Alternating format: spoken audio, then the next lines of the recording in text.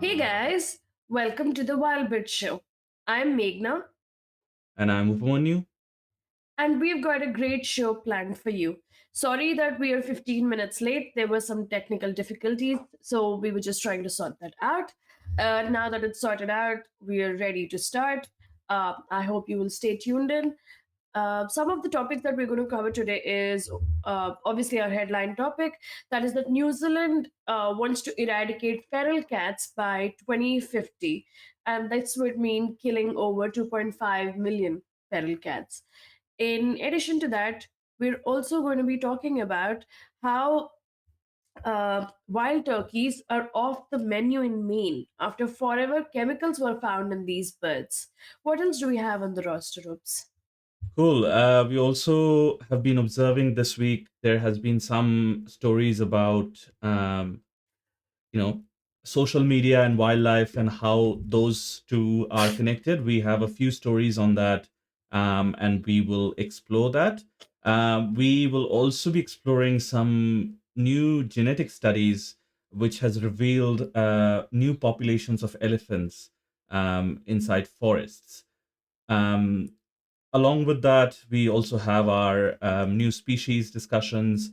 But yeah, those are largely the topics we'll be covering today.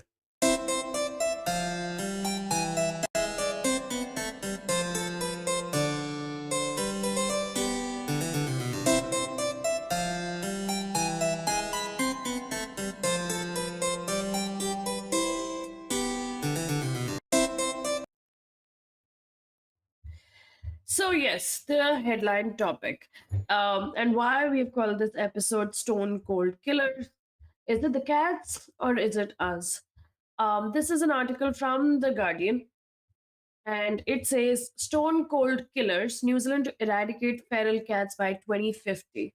New Zealand's Conservation Minister, Tama Pataka, announced the addition of feral cats to the predator free 2050 strategy, marking the first new species since 2016. This ambitious plan aims to eradicate feral cats by 2050 to protect native wildlife from these stone cold killers. Over 2.5 million feral cats, some growing up to a meter long, roam New Zealand, devastating species like the pukunui and bats. While some culling already occurs, this inclusion mandates coordinated large scale eradication programs and research. Potaka emphasized the need to remove these predators to boost biodiversity and preserve heritage landscapes. Detailed plans are expected in March 2026. The initiative echoes previous proposals that garnered significant public opposition, highlighting ongoing debate about the strategy's implementation and ethical concerns. the I think like there are two things here. Obviously, I think we've spoken about this earlier. Um, New Zealand is one of those countries where conservation means killing. So everything, if you want to conserve, you kill, kill, kill. When I went from India to New Zealand, it was really, really horrific. It was mind numbing for me that that's what conservation meant because from when you go from India, a country that has way too many species to number, but still they don't go after one species to cull or kill or eradicate. It's really like it breaks your heart to hear that that is the strategy that another country applies in the name of conservation. And if you dig deeper and deeper, you realize that it's not the it's not the animals that are the problem. It is the humans. And I know that Oops is going to obviously oppose and say that this is something that we cannot bring up because most people would never want to take the blame onto themselves. But if you go around in New Zealand, if you've driven around New Zealand, the largest land use is dairy. So there are like huge pasture fields that have been emptied for like dairy, and dairy and beef is the biggest contributor even to the pollution there. And the landscape, if that landscape has to be protected for native wildlife, then you have to reforest those pastures or reduce the people or get people to like stay in smaller areas, not in these huge dairy farms. And then probably you will be able to give even the cats and everything else a chance. Yeah, I think it I mean, again, from India to New Zealand, or from US to New Zealand, or from Europe to New Zealand, the difference is the one being a landlocked country and another being an island. So the conservation strategies have to be different. But I also agree to the fact that, it has to be, um, eradication, basically. At its very core, I think we have always employed that strategy. There is an obsession with lawns and front lawns in the US, and that obsession has spread to other countries that have been influenced by the US. And this European grass, having it, in your property. I don't know what the um, yeah, But attraction is over native grass, but wherever weed grows, our strategy is to, weedicide and this and that to eradicate that weed. And the term is weed as well, which is unwanted, something that is unwanted. yeah, So that has always been our strategy, you know. true, But like manicured lawns and all of that is different, but pasture is completely different. It's not for the beauty so much as wanting to like have cows on it. That's not the major problem. I think the major problem with what New Zealand does is that the people and the animals arrived almost at the same time. So when the Maoris mm, arrived, obviously they arrived almost 700, 800 years back, and they were responsible for culling down the moa because probably the moa attacked them or they attacked the moa. So for the moa, yes, and the what is the eagle that used to hunt on the moa that the went extinct? Haast The eagle. Haast eagle, the Haast eagle. So they were obviously responsible for that. But for everything else, it was the Europeans who came in later who knew exactly what they were doing. At least with the Maoris, they were just trying to protect themselves, or they did not want to create the confusion or the extinction. But with the Britishers and the Europeans who shifted in the 1800s, they came to New Zealand. They looked at New Zealand and said, "Oh, it's so boring. Like, what do we do for this landscape? So let's just bring a lot of animals." And in that race, they brought in so many animals. There are rumors that they even brought in lions, and the lions did not survive in New Zealand. So they kept bringing animals, and they saw which animals survived and which did not. And they did not even Mm, care for the native wildlife. So when I was doing my research, I came across this article from I think 1860s where they call the kiwi the most ugly bird they've ever seen. And that mm. same kiwi is like now the pride of the country. They call themselves the kiwi. Their national bird is kiwi. But 200 years back, they hated the kiwi. So the people have become kiwi, okay? The people are as kiwi as possible. But the same animals that were introduced 200 years back are not as kiwi as the people. Yeah, I think that is a good argument there. I mean, people have brought, and I think when the first Polynesian people migrated here, eventually they would become the Maoris. They brought in Polynesian dogs and rats. So, you know, rats were killed for food, but Polynesian dogs and rats did arrive with them, along with a few other things that might have arrived with them as well. Possibly the pig and chicken, because those were even at that time, every community around the world was using them as a source of food. But certainly the majority of pests, as they're termed, arrived the along with the Europeans, and that gets me thinking as I was sort of trying to find out what animals arrived with the Maori. So the Polynesian dogs, they might have been killed because we don't see Polynesian dogs now. They might Yeah. have been killed by the Maori even before the Europeans arrived, or when there was the Great Cleansing. All countries goes through it.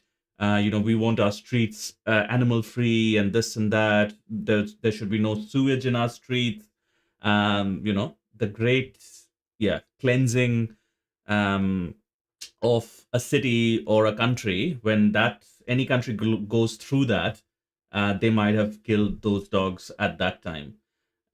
So it could have happened that this sort of eradication culture would have been, pretty going pretty far back. But what I was saying with the weeds also is our default stance that anything foreign appears anywhere, and the example is our lawns in the weed example. Anything foreign appears, or anything that we don't want appears there, our default stance is to eradicate rather than trying to live with it. Yes, um but in this case, we brought the weeds with us, and we are the weed. yes, We are the main weed. Basically, we are the I biggest mean, weed. We are the biggest weed, and everything that we brought along with us are maybe tiny, tinier, or incomparable weeds. Like they're not even visible. Like we're the biggest weed out there. But yeah. we as the weed, we like ourselves as a weed, but we don't like every other species out there as a weed. And also, we're talking about weeds so much. I just hope that our episode doesn't get flagged down for the wrong usage. Like because we're literally talking about unwanted plants, those weeds. Unwanted plants, Yeah, we're yes, talking about those that weeds. that that that weed. um yeah. Yeah, but oops, I think the major problem is, and I made this documentary about possums. Okay, so now cats are on the list, and people are obviously not happy about it because New Zealand has a huge number of pet cats, but also a lot of people have their cats as indoor outdoor cats, which means that they let their cats go out and then they come back. So these cats, they've even done like they've fitted cameras onto the cats and seen what they do. And these cats, which are supposed to be like pet cats, they've gone and hunted and come back. And it is a very normal thing. Like even in India, if you have indoor outdoor cats, they would go outside and hunt down a pigeon or a squirrel. So their hunting instincts never like they never die down. They always have their hunting instincts really strong. So people who keep those indoor outdoor cats are also causing the same amount of problem. But people love cats in New Zealand. Like they love cats. Like if you've gone to a shelter there are more cats than dogs. If you've seen everywhere, if you've talked to people, everyone will tell you they have a cat. Like very few people will Mm. tell you they have a dog. So New Zealand is obsessed. But when it came to other animals, I think they did not have that much opposition. So I made a documentary about possums because I was obviously really shocked by, culturally shocked by how conservation works there. And when I went in deeper, I found out that possums are the number one enemy only because they are the most visible. When you're in the night, you can see possums on the road or on the side of the road or on a tree. So because they're visible, like people would veer their cars like on purpose to crush a possum. So sometimes when you're traveling in the night, you can actually see like dead possums everywhere just because there's this whole narrative that possums are the number one enemy of New Zealand. They've taught little children in school books that like kill possums, this is how to trap a possum, possum is our enemy, all of those things. But in reality, when you see the bigger picture, you've seen studies, everything, possums are only opportunistic omnivores, and there are very, very, very few detailed cases of a possum going for a native animal. There are studies where 10 years they have compared, and there's been no difference. So I feel like New Zealand just wants to push the blame onto another species instead of taking the blame, like instead of the people taking the blame on themselves or doing something that is good for the native wildlife while also being good for the introduced wildlife. Like we are also introduced along with the wildlife. I think that is the question, like what does a country as an outcome want to achieve. And I think the New Zealand outcome, like I talk about this book a lot. There's a book about novel ecosystems called Rambunctious Garden. It's a very good book. I think I've mentioned this before, and I'll mention it again. Go read that book. It's a very good book. But in that book, the author Emma does mention how, like, what is the outcome we are looking for when we are saying we want to go back to pre-colonization landscape of a forest area. What is the outcome we are looking for? What is that point in time that we want our forests to go back to? And if the answer is we want our forests to go back to a time before Europeans arrived, that is a different outcome. If we want to go back to a time before, Polynesians arrived, that would be a different outcome. And people like, Peter Jackson are trying to bring back the Moa by the same company, through the same company that kind of jerry rigged gray wolf into becoming like a oh, I forgot the species. Yeah, so they jerry-rigged into becoming, it'll come to me, into becoming a species they were not. So uh, they, if I think right now the answer is for answer for New Zealand is they want to go back to a pre-colonization time. So they're basically cleansing the forests of all the artifacts that came with the colonizers. Yeah, direwolf. Yes, That's direwolf the one. says, yeah. That's the one. So I think that's the crux of the matter there. And like, if we want that outcome to go back to a point in Decolonize. time, then we have to kind of eradicate the ferals. And also, I think when you were mentioning the pigeons and squirrels they're present in India, they're present in the US, they're present in, um, you know, European countries. I think that is also a reason feral cats are such a problem, or any kind of things are such a problem, is that there isn't an easier alternative for them to kill. Like, everything here doesn't fly, so even if, because they tried introducing rabbits for the ferrets, but it did not work because No, there it's were the easier opposite. alternatives. No, it was the opposite. So the rabbits were already there, and they introduced the ferrets for the rabbits. Right. Sorry. But it did not work because there was, like, the predator had an easier alternative than a rabbit. And The even if we try to introduce pigeons or squirrels here, which we won't, again, hypothetically, but even if that happens, there will always be a easier alternative than trying to hunt down a squirrel, which is fast, or trying to hunt down a pigeon, which is, again, very fast to no. fly The off. the whole point here is that if you want a pre-colonization period,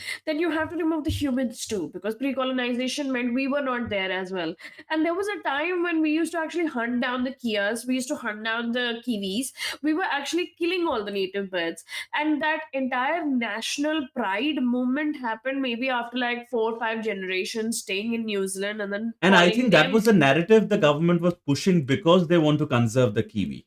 Because a national bird only happens, like, one of the reasons of there being a national animal, national bird, one of the very big reasons is to instill that idea of nationalism in the people of that country, so that the protection becomes even more strong, and a lot of money goes towards that bird. So they might have introduced kiwi as the national bird when there was a dire need to conserve this bird. True, but what I'm saying is the same people were hunters. The same people found the kiwis ugly, and now the same people call themselves kiwi. So that is double standards where, like, you hate on a bird, you hunt on a bird. Now you call yourselves that bird, but the same animals that came with you and just are trying to survive, like just live. Like, it's not like cats are hunting with a vengeance, or that possums are roaming around with like a vengeance that I want to kill New Zealand's wildlife. And for the viewers who do not know, New Zealand's wildlife, basically, when we talk about the moa and the eagle, so New Zealand's birds evolved in such a way that they did not need to fly. So they eventually thought, why fly? Like, why fly? At a point of time, they even thought, why reproduce? Like, what is the use?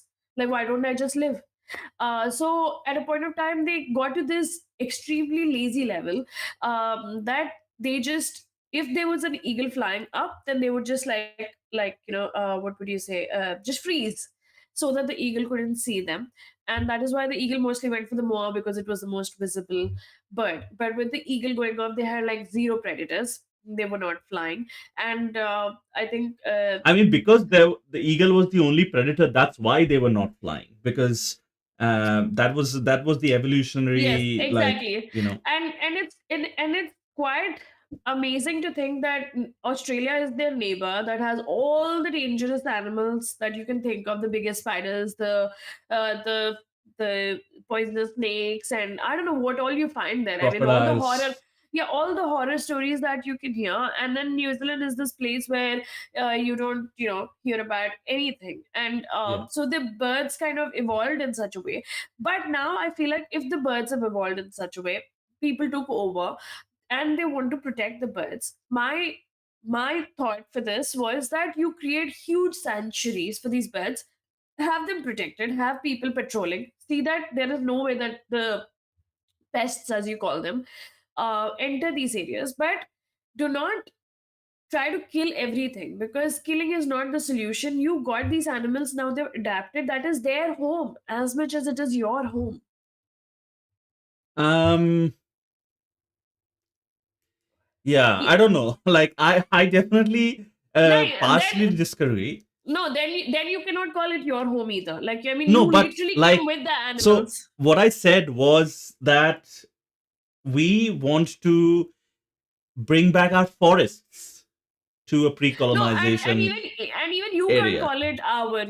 I mean, you're an immigrant who has gone there, so you No, basically I gone mean, and I'm just sort of proxying as a person who is staying here. I'm just being the devil's advocate, if you true, will. true. But But but why don't you accept that you and the animals came together? So how are you more kiwi than the animals? Why is no, that no, cat? I'm not Why is saying that that. cat or that possum not as kiwi as you? Because I think how we think about the world, again, this is a little philosophical, but how we think about the world is how long we exist in the world. I mean, cats and possums, they exist for only like 12, 13 years. And we think of the world and time in human metrics, in human lifetimes. So 100 years, around 100 years is the lifetime, not average, but around 100 years, what we think about as a relatively normal human lifetime, or maybe 80 years or 75 years or whatever. That is what we think about. And that span is like five cat lifetimes or whatever. So Yes, so seven okay. seven So cat then by lifetimes. your logic, Yeah, the cats have had more generations there, which means they are more kiwi true, than you are, true. right? I mean, that is the point. Like, we see these things as okay, this is living only 12 years, so they are expendable. That's what I'm thinking. Like, and you will find this: the lower an animal lives and the smaller the animal are, or a like an insect, that is the lowest category in our view. That, killing these things doesn't matter at all. As the animals get bigger and the lifespan gets bigger, that's where the lifespan getting bigger means they're reproducing slower, their numbers are increasing slower. So that's where we see, I think there is a connection, because if I just anecdotally think that all the animals that are worth conserving have a long lifespan, they reproduce slowly, their numbers are obviously low. The week we killed them, but there might be a connection there. So what I'm But saying is, but what these what you said, I do agree with you, where you said at indoor outdoor cats and etc., where there should be a law passed where you can't bring your cat outdoors or something like that. There that is a good solution, um that can happen. But if in that is a great solution, actually. Like, no outdoor cats for anyone, which will reduce the problem, a lot. But otherwise, I think the only solution is to get rid of the cats if we want our forests to be, if New Zealand wants its forests to be pre-colonization. no, then you take the people out first. Take the people out, and everything else will actually be okay. The cats can survive, and the native wildlife will still thrive. The only way, and when you say conserving everywhere across the world means that you have a closed space, and in those areas you're conserving. Even the last rhino that survived or is surviving the last everything that you have, like, lesser of. You have these sanctuaries or these zoos where there No, are but the national specimens. parks are the sanctuaries. Exactly. But what I'm saying is, then you create these areas, like how the Kakapo has an island of its own, right? Now, the Kakapo has an island, and every year they have to coax the Kakapo. Please, mate, we want some more new Kakapos. Please, mate, please take care of your eggs. Please do something. Because, New Zealand's wildlife literally doesn't want to be alive. They need all the coaxing. They're like that, like a 6-month-old baby that can't do anything on its own. But we want to save them because obviously they're different. I understand, but at the same time, I would really, it's probably not the best way, but they're not the most efficient animals out there. Like, if you have to put in that much effort to save an animal, I do not know if they're worth saving them, because they need to survive, right? It's always in the we've always heard survival of the fittest, like survival of the fittest, survival of the fittest. And now we actually want to save the weakest. And if you want to save the weakest, that's fine, but you create a system in which you save the weakest with like a century, like with closed fences, with proper surveillance, with everything, so that. And there are a lot of places like that already in New Zealand. There's Orokonui, there are a couple of more places which are sanctuaries, and they work great because those areas are predator free. But don't kill animals across the entire country like crazy maniacs. I'm Yeah, so I think that's not the outcome New Zealand is looking for, in my view. The outcome there, and anywhere, I don't think nowhere in on Earth we are looking for an outcome where we have closed barricaded area. Like closed off already we have. Like national parks are those sanctuaries.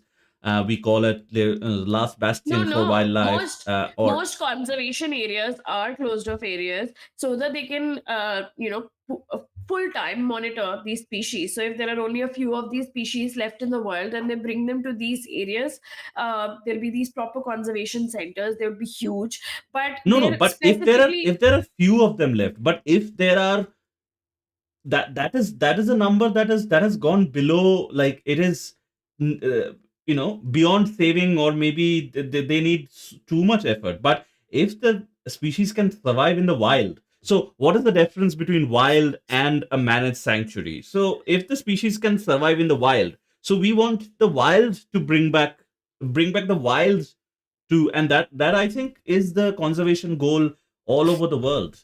Like if I'm talking of No, not conserving not at a the not at the wolf, expense, not at the or expense of killing everything that is around you. Because in New Zealand, it's literally like, I like my birds, even if my birds are not very because they useful or evolved efficient. that way, like I that was the survival understand. of the fittest I at that time. understand. Yes, but now it is not, right? Which is why you have to take those helpless birds and put them in a place where you can help them. If you really want to help them, then you have to help them, but not at the cost of everything else that lives. You cannot play God all the time and be like, I want to kill this species, I want to kill that species. That is not how it works. You have to also balance that. And when I was doing my person documentary, one of the scientists said this. He said that, it's very easy for people to push the blame onto these other animals, because they do not want to take the blame. They don't want to take the accountability that it is them who have caused the deforestation, them who have caused the biggest damage, them who have caused all of these problems. They do not want to talk about it. They do not want to talk about themselves as the problem ever. Like, even anywhere across the world, any problem is humans. Like, you talk about any problem that has occurred, you can trace it back to humans. But even then, we would want to kill the cats, but not ourselves. Or not, we wouldn't say that the New Zealand government wouldn't say, let me pay you all this much money, please leave New Zealand, like half people, please leave New Zealand, I'll give you all this money, we need to save the wildlife. That's not how it works, right? But with No, the but cats, it's like, if the people leave, there will be no money to save anyone. That is, you don't need unfortunately or you don't need fortunately, no, the you don't need the money. Then you would have all these landscapes that become forests again, because nobody's tending to them. And then you would have all the wildlife and all the space. So you don't need that money. You don't need people to govern anymore. again, If that is an assumption that we are making, that it will happen like that. And our assumptions are generally wrong when it comes to the natural world. So, like, again, in a controlled way, if we want to do it, if like the outcome, I think the outcome is important. The outcome that is being looked at is we want a forest, a wild space, all the forests around New Zealand, that we want predator free. Basically, that's the goal. Yeah, but we are the Um, biggest predators. Why don't we understand true, that? When we say true. predator free, But how do why we control ourselves? Like in a why not? capitalistic society, how Why do we not? control ourselves? No, the whole point is if we're never going to take the blame onto ourselves, we're never going to become better. But So what good would we do by taking the blame on ourselves? Like, how then would we try to, I'll tell you there imagine are I've taken the blame, but how do what do I do with it? exactly. So now that you've taken the blame, then you would see as a species, because I have caused this problem, I have to be the solution. The other cat or the other cats or possums don't have No, to be but the how do I solution. be the solution? Exactly, Like, exactly. One is dairy and beef. Take it off. Create more forests. Create more spaces. Create bigger sanctuaries. You all the people who are into dairy right now can go into protecting all these animals, right? The no, animals that but you really really that is want. like the second largest export of this country. Yeah, but if you love the wildlife that much, then you have to sacrifice a No, few we things. love the wildlife, but in a capitalistic society, we also love the money. That is the truth of the fact. True, If we but don't have the money, then we'd have nothing to do. there has to be a way that you can maybe like pull tourism through like native species and get some more money through that. But there has to be some way that you take accountability. Killing is not accountability. Killing is literally just shedding off the That is, I think that is the crux of it. Like, if we take accountability, we and a lot of people around the world do, the options that we have to go through to, after taking the accountability, the process we have to go through to actually realize that, that dream of us taking accountability and then trying to uh, put all the blame on ourselves and take all the action on ourselves. That outcome means the society that exists right now will cease to exist. We have to form an entirely new paradigm of society. And that, I think, is near impossible. no, there are a lot of things. Even just changing, like how there's a big drive for veganism is also for this whole reason that the huge swaths of land that are used for dairy True, and but how beef, long has veganism existed? And it very less. hasn't taken hold.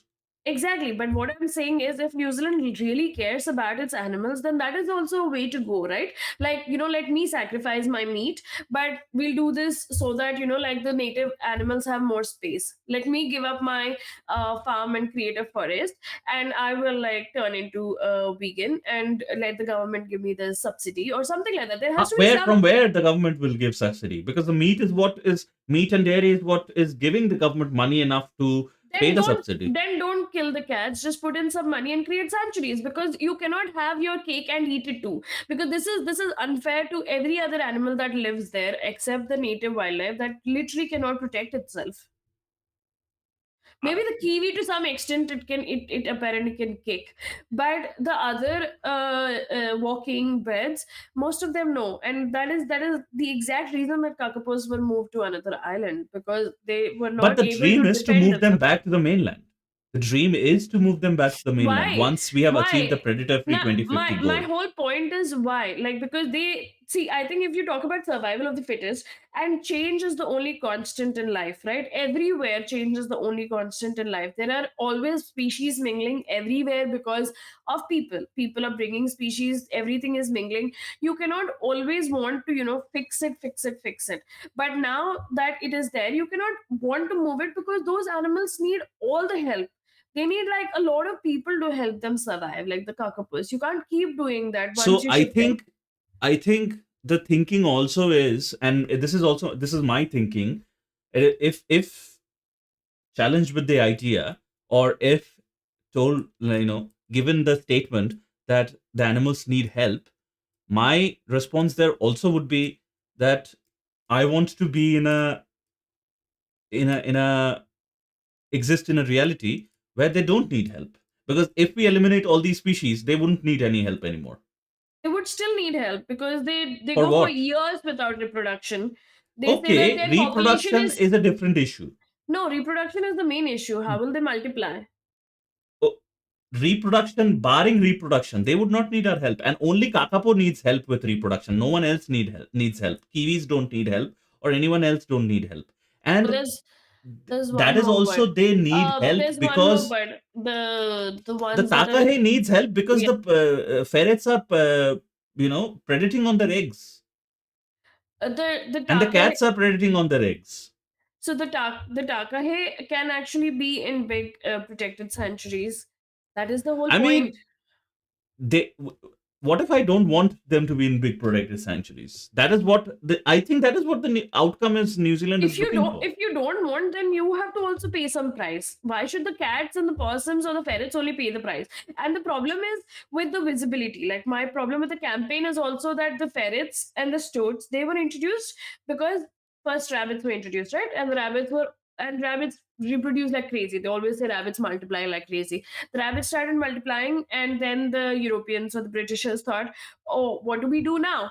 So they brought in, stoats and ferrets, thinking that that would be an ideal solution for the rabbit problem. But stoats and ferrets are smarter than we thought. So they were like, oh, the rabbits are really fast, but these native wildlife, they just freeze and they don't move. So let's kill them. And now these toads and ferrets are the bigger problem. But because possums are more visible, they made possum New Zealand's number one enemy just to drive this campaign. So it is quite evil if you think that they use one animal as a face, the more visible animals as the face. They want to spout hatred in you for an animal, and No, then they but want you to we want the go. possums gone as well. Like we don't want anything foreign. Let's say that. That's what I'm saying. But everything came at that time. How can you spout that much hatred for something? So, like, okay, let me give you an example. Okay, there is native wildlife in India, like in certain areas where the tigers are actually growing. Instead of saying that, okay, let's kill some tigers to, keep the population in check, they're moving villages out of these areas so that there's no human-animal conflict.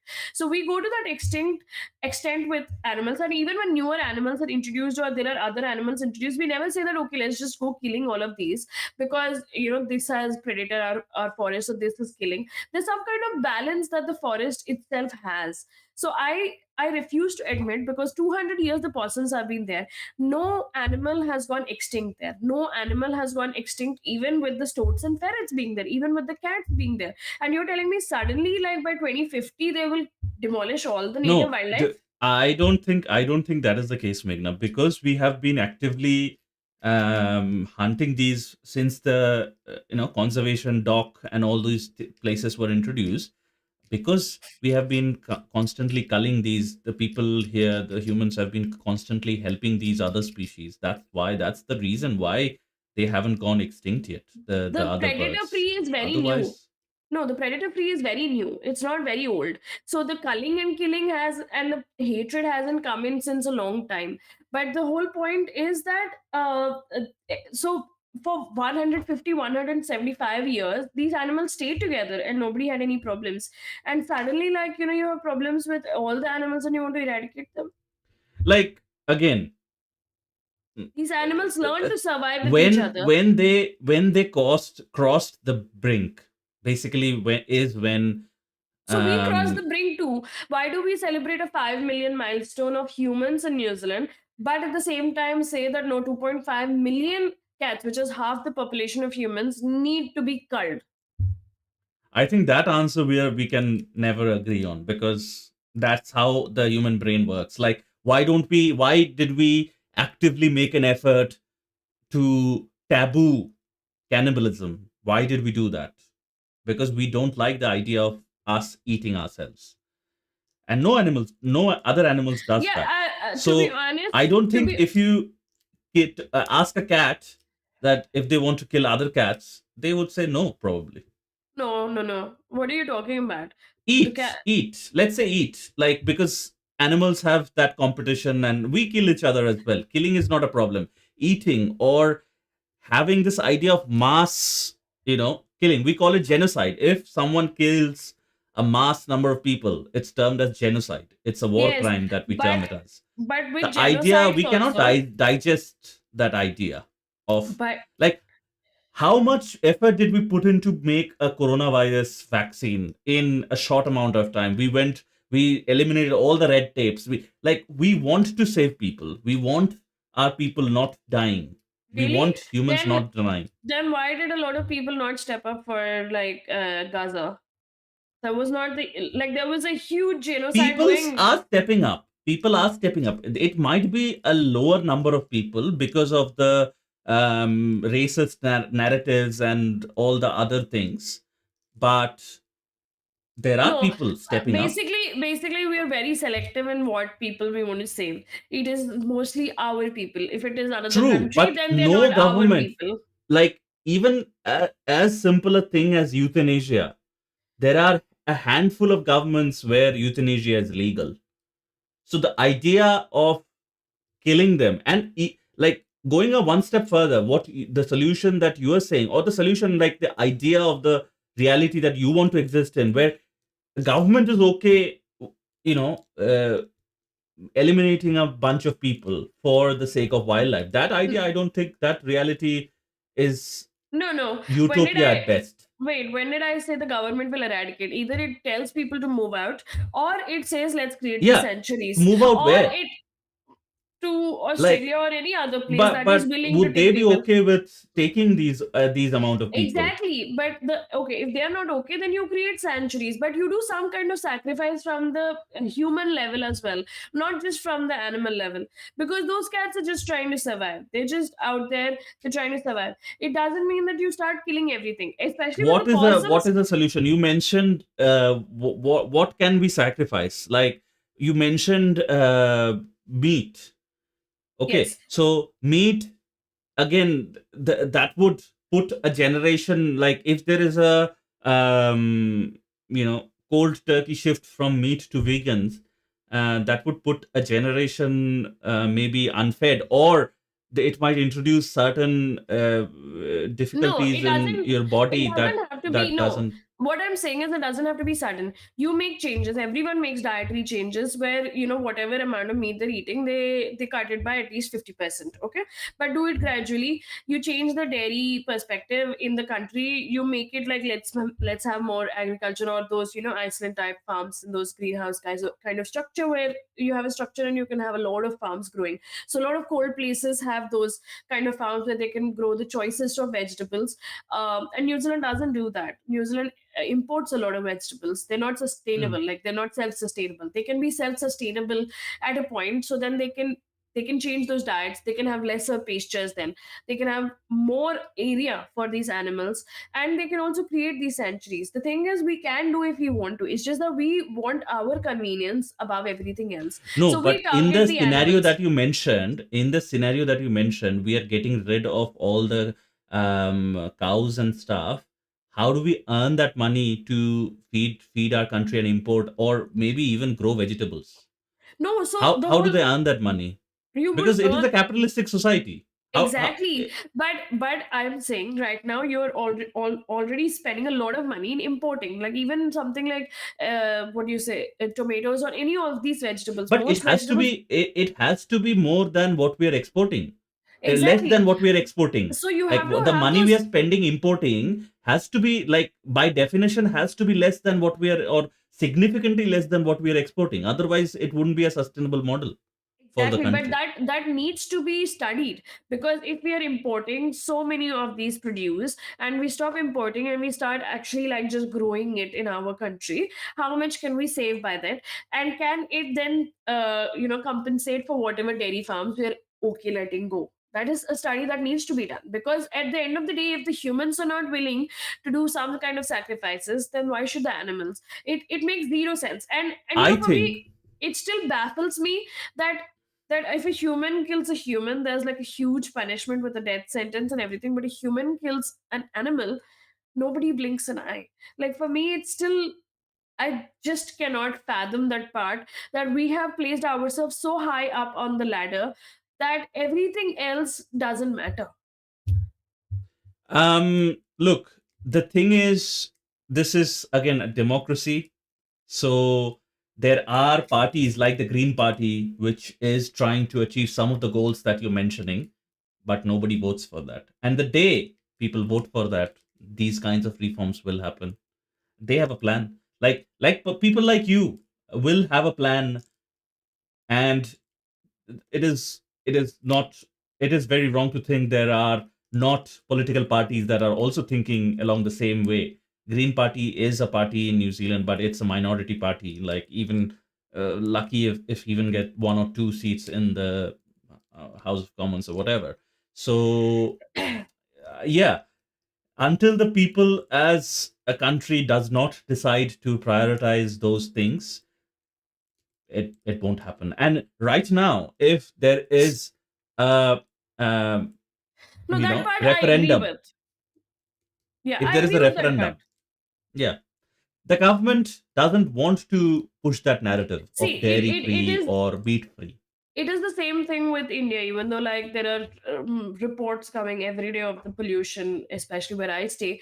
The government has been doing nothing for it, like nothing, like zero steps, like zero. Like there have been like smaller steps saying that okay, there's grab three measures, grab four measures that okay, don't drive these kind of cars or these kind of factories can't function, but they get rolled back after every 2 3 days that okay, everything is fine. People are literally not able to survive in that, but the government is doing nothing. So a lot of things actually come, the willingness comes from the government. If the government is willing to change, then No, the but the people would be government, willing to no, change. no, no. But the government is elected by the people, in a democracy at least. The government is True, elected by the people. So true, if the but people don't see the other party, like, I have my, because obviously I can say this, when the Green Party's in the Green Party's manifesto, obviously there are lesser tax breaks or lesser social security money that people are getting. The money, everything is dependent on the money. So if people are getting less money or they have to pay more taxes, they're like, no, we don't want this party. However much their conservation goals aligns with what you're saying, there might be a small handful of people, like, people love Dubai. Oh, I don't have to pay taxes, I take 100% of my income home. So if a party is proposing, because the only way you can achieve those things is by investing more money into the wildlife sanctuaries, creating those barricades, employing more people, all these different things. And that requires money. And the only way you can make that money is by increasing taxes and, increasing export or something like that. I don't know. That's how you can pour it towards the environment. And people are people but apparently don't want that. tell me this, like right now people only talk about development, even though like the world is burning around them. They don't care Hmm. about how climate change is happening, but people only think about the money, the entire capitalistic society and how. But at the end of the day, you won't even have like an environment to survive in. What will you do with all the money if you're not going to actually take care of, how you said, mother earth, like that is that your is mother. that is the that is a philosophical discussion that philosophers have been having for a long time. We have got philosophers like Ramakrishna Paramahans in India, um, uh, who have said that money. He has compared money to the mud and the on mud on earth, like it's just nothing compared you know to nothing. So again, that question, once that answer is aligned, that why we are making this money and this capitalistic society needs to change, then yeah, we can achieve all those things. But until then, I don't think there is any other option than uh, us trying Then to push it kill on to other animals. push it onto another animal, push it onto anything but ourselves. Yeah, that's um that's the sad reality. And also I think there's a lot of opposition with cats, only because people love cats in New Correct. Zealand. So there is some Correct. kind of opposition because when you have a cat at home, I don't think you're very comfortable with a lot of cats being killed. It's the Correct. same narrative as when a few months back they said they're going to like take all the stray dogs in India and try to put them into Correct. shelters, and there was no proper infrastructure. So that's why there was a lot of uh, you know what do you say, a lot of opposition a lot of protests for the same reason, because people love cats and dogs and it's not easy. Yeah. So with the other animals, I think, I think they just came up with cats now because they finally addressed, because cats actually do hunt, ferrets actually do hunt, stoats actually do hunt, but they And don't. in my view, this is a necessary step. If we want to achieve that outcome, this is a necessary step. If we want to achieve the predator free 2050 outcome, that is a necessary step. Feral cats have to be, you know, in the current model of things, feral cats have to be eliminated.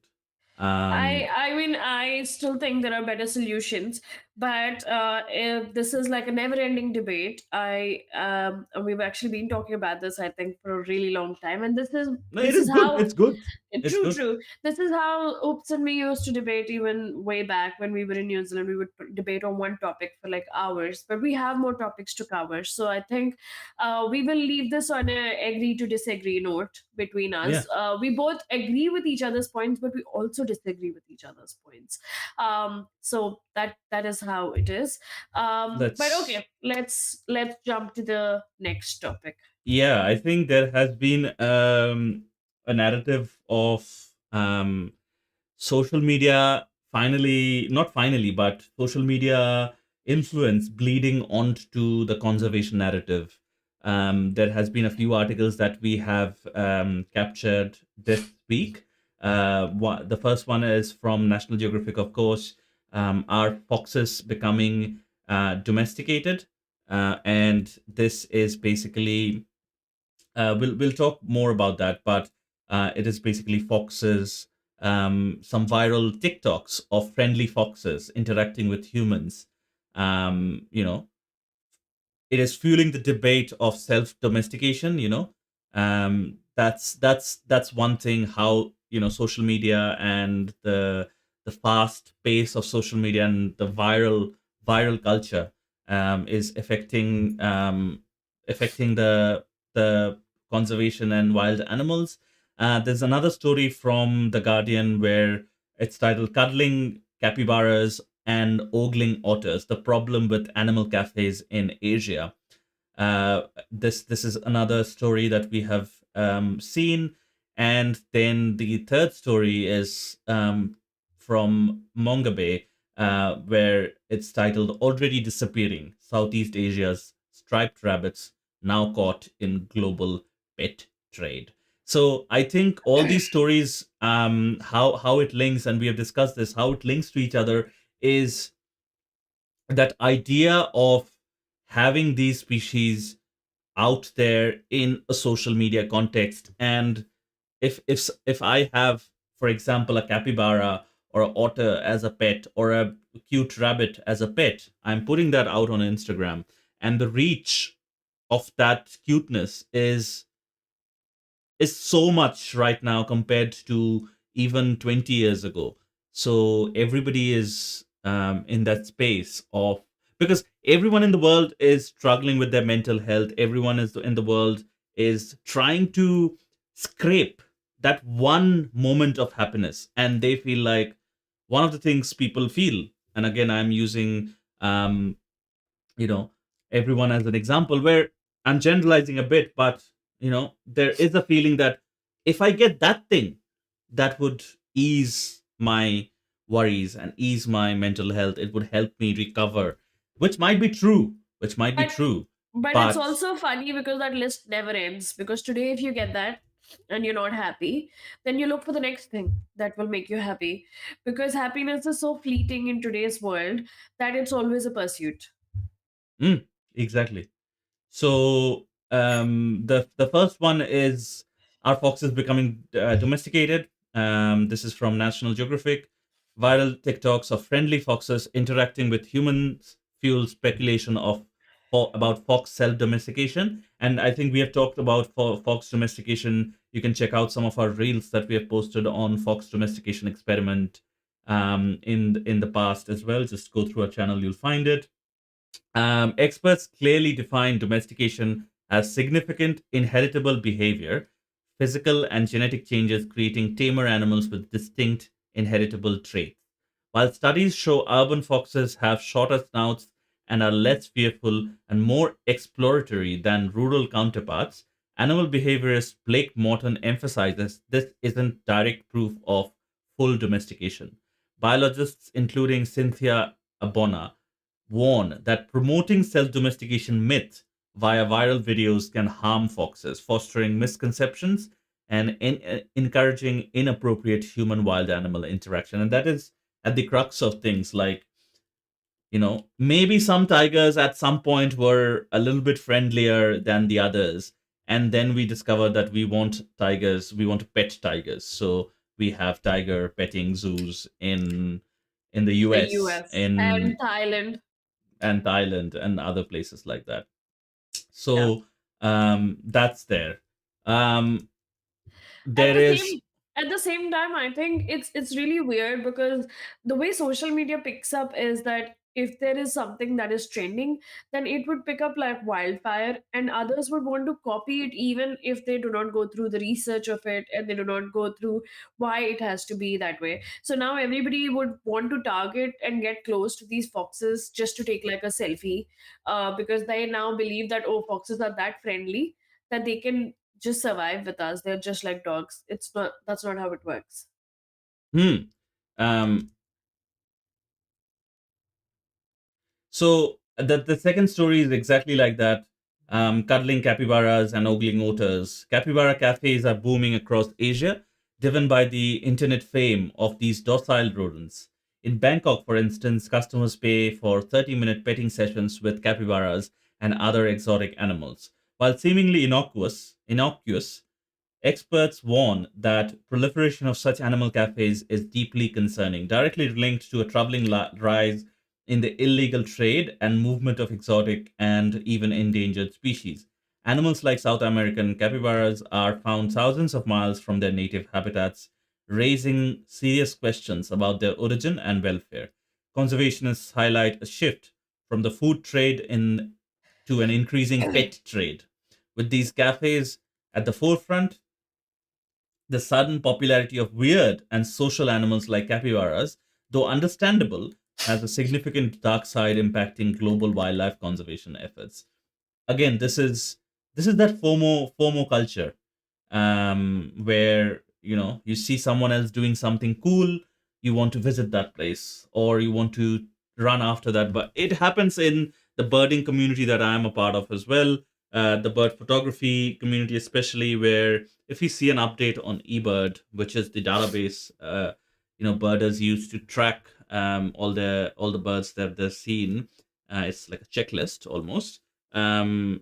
If there's an alert comes there, where it says, there's this new bird that has been sighted there, all of us try to go there, and while we are not harming the bird, but we try to visit that place and see if the bird is still there. So internet, as good as it is, we are having this conversation, we are interacting with you guys because of the internet. It is a boon, but no technological boon can go without having a negative side and um and to to be things. honest, with capybaras, like, they do look really cute, and all their videos that go viral for their cuteness, but also the fact that they can just exist with all kinds of animals. So if you see these capybara videos, I remember like a friend of mine said he did not know what a capybara was, and then I sent him a reel, and then I just had all capybara reels come up on my Instagram.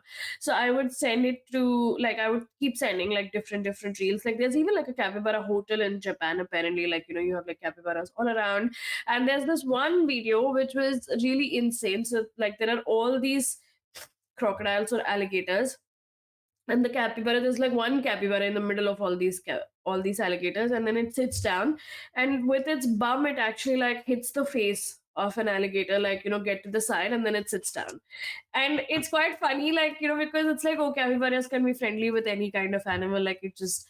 So I think obviously social media is to blame, because I've seen how people react to those videos, and even as a person, like, I would be like, oh yeah, capybaras are so cute, like, I really want to see a capybara one day in my life, kind of thing. So that obsession is coming from there, but trying to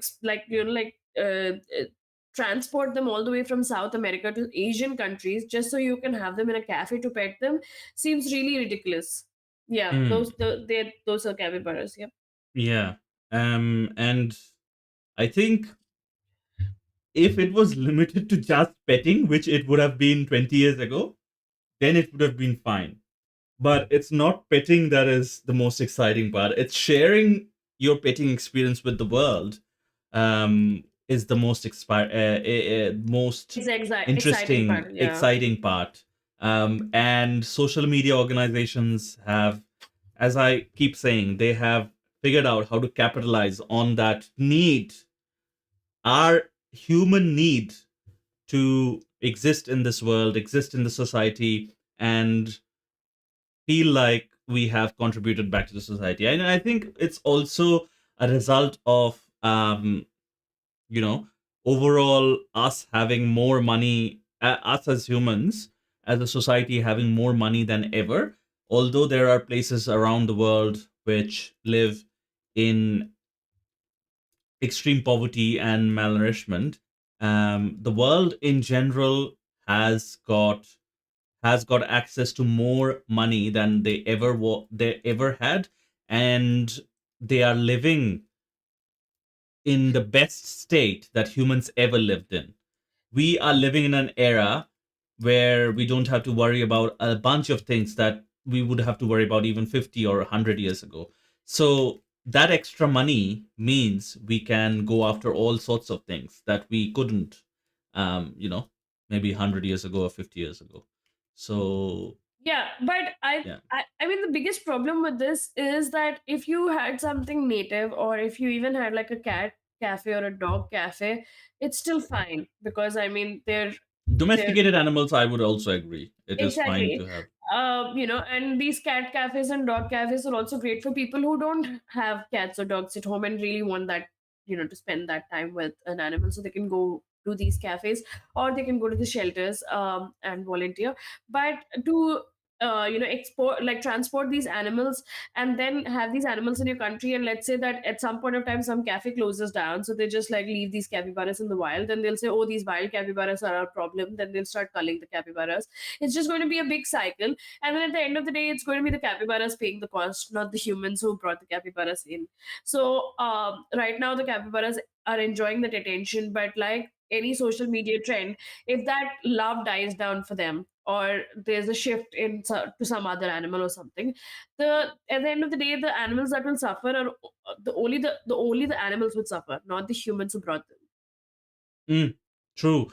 And I think this also has to be an effort from both the governments, both the governments in Thailand, but also the governments in South America who are exporting these capybaras. They're literally, as the article also said, they're literally thousands of kilometers apart. But that is the power of global trade, and that is the power of the extent we'll go to create something viral or earn a kernel of happiness or money for that matter. And that is actually linked to the third story in this sort of series, where uh, it's from the Manga Bay publication, and they're saying already disappearing Southeast Asia's striped rabbits now caught in global pet trade. So the article goes on to say two rare and elusive striped rabbit species, the Sumatran, Indonesian, and Annamite, Vietnam, Laos, face severe threats to their survival. These unique creatures, little known to science, are primarily endangered by escalating habitat loss. Habitat loss is a common problem across the world. That can be said across the board. Habitat loss and rampant illegal snaring, despite holding protected status in their native countries. Even the protective animals are not spared. A concerning new threat has surfaced: international trafficking for the exotic pet trade. Recent months have seen Indian authorities intercept at least 10 live striped rabbits smuggled on commercial flights from Thailand. This marks the first documented instance of these distinct species being trafficked internationally, highlighting a rapidly growing global illicit market. The Sumatran species is data deficient, while the Annamite is endangered, underscoring critical conservation challenges intensified by this emerging smuggling ring. And by reading this, I have to say that both like the government they have to be, in on this whole thing, because otherwise how would they, smuggle in a commercial flight, that too. No, um no. I mean, smuggling and smugglers are smart enough. They know how to smuggle. I don't think the government has to be in on it. Most smugglers everywhere across the world are smart enough to know how to smuggle things. But it's but just a when live they're caught. animal, like in your luggage in a commercial flight, how the hell would they smuggle it? If they have to go through scanners and everything, wouldn't the scanners see there's a live animal roaming inside? But I think this they're talking about maybe not the hand luggage, but like No, but the that gets scanned as well. that does. But maybe there's a way that you can mask how it looks. I I don't don't know. know. That is a very, like, I think there are materials which block X-rays, but I don't know if See, live I rabbits mean, generally, can be there. That people who smuggle are really smart. They know what, like, how they have to smuggle certain things in. But the whole point is that they do that because they get a lot more money smuggling it than anything else.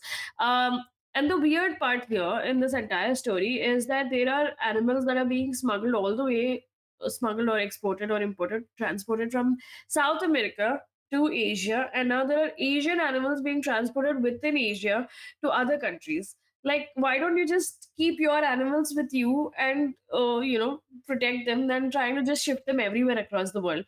Mm. And then there are places like New Zealand, obviously, that where like whatever animals they brought, they want to kill them, and everywhere else, there people are no, like, but that no. doesn't mean that New Zealand is banning pet trade. New Zealand also has some legal exotic pets that you can keep, like African grey parrots and others. Oh, really? So yeah, African grey parrots, we did a story, you remember? Like, they're yeah, also like correct, heavily trafficked, and it's leading to like a huge decline in their population because of the exactly. exotic pet trade. Yeah. I think the stance here is very simple in my mind. It's a zero trust policy, as we call in computer networking and computer, um, how VPNs work and other things. It's a zero trust policy. Until an animal is okay for pet trade or okay for exotic pet trade, everything by default is considered not okay. Yeah. But right now we employ the other way around, where everything is okay until we consider it not okay. Yeah, until someone actually, like, comes down cracking on us saying that no, you cannot do this anymore. Till that time, everybody wants to. And which makes sense, because that's how our society evolved. The restrictions were put in as we grew. It has been the history. But I think it can also be now, where we can say that we want to do it the other way. Everything, put it on a ban list, unless specifically on a not banned list. And I think some countries are doing that. But Yeah, yeah, our and it's weird that, like, I mean, these animals that are endangered, they're being talked about that they are endangered. Please do not, like, we talked about the sloths, we talked about the African grey parrots. Today we're talking about these rabbits, the capybaras. Every week we come up with one news where it's like, please stop the pet trade of these animals. But nobody wants to stop it, or nobody seems to want to stop it. Like, like the kind of loss you're causing to those animals in the wild, it's way more than whatever profit you're making of those animals by keeping them in in suburban or urban landscapes. So why would you do that? Like, let the wild animals be wild. it is unfortunately the proliferation of a money-driven capitalistic society, that can be blamed for this, because yeah, everyone is wanting that kernel of money, and the narrative that is being pushed, and that has been pushed for the last 200 years since the rise of capitalism, is that money will bring you happiness, which it does in a capitalistic world. There has been some research on that as well, which money does bring happiness, um, along with it, you know. if you live in a capitalistic world. But there's a threshold, but yeah, more money does mean more happiness. And that threshold is too high for a lot of people around the But to be world. honest, there's a limit. Like that That money is can what I'm also saying. There give is a you threshold. happiness. Yeah. But some But that people, threshold is too high for majority of people around the world. yeah, it's like, I mean, you even see with all these corrupt politicians, especially in our country, you always hear of corruption, you always hear of, how much money they have when they're caught or when anything. And yet I always feel like, where is the threshold? Like, where do you be like, okay, I have this much money now, I don't need any more money, let me just start working for the public now, like, like No, I've amassed I don't enough think wealth. it works that way. I think it works in a way where you reach the threshold. Now, more money is not bringing you more happiness, but you are under the illusion that more money will bring me happiness, or I you go into uh, uh, a protective mode where you say, I have to protect all my money, and I have to think about my future generations. They should also feel that happiness. For like 10 generations, they should all, like billionaires, why do they need all that money? That's a good question. And you have asked this question, that Elon Musk, instead of sending people to Mars, why not conserve the species that are here? And that is a difficult question to answer in a capitalistic world. Like I feel like once you have this much money and you're like, okay, this will cover everything I want, after that you should just look at helping anyone out that you can, because you have that much money and that is your money, fine. But then especially with the governments and the corruption, that is what I feel like, like you amass this much money, now start working for the public, now start doing something good for everyone else. But no, like people just want to keep amassing wealth. And this wealth, like, you can't take it with you to the grave, you can't take all this money with you, but people still want to keep getting that money. Like, it makes zero sense. Exactly. And I think, but also I feel like there is a lot of incentive, and a lot of things that are bombarding at us. I always say this: if you have money, you don't have to think about how do I spend this money. There are n plus one number of things for you to do, and how you would spend that all of that money in a couple of years time. There's a But lot of things to in do. the n plus So one in the n+1 list of things, most of the things are not something that is actually important to survive. exactly, exactly. That's the thing, and that's where I think it links back to the social media argument. That social media is actually fueling those non-important things. Like, why do I want to do that thing? Why do I want that thing? Like, again, I might I face a think lot of hate from the female part of our audience, but as a man, I don't understand what's the need for makeup, for example. um you know and there might be a very good reason. There is a very good reason. I kind of know, you want to feel confident, you want to feel desirable in the eyes of society, it's not, and you I want to think. feel good about yourself as well.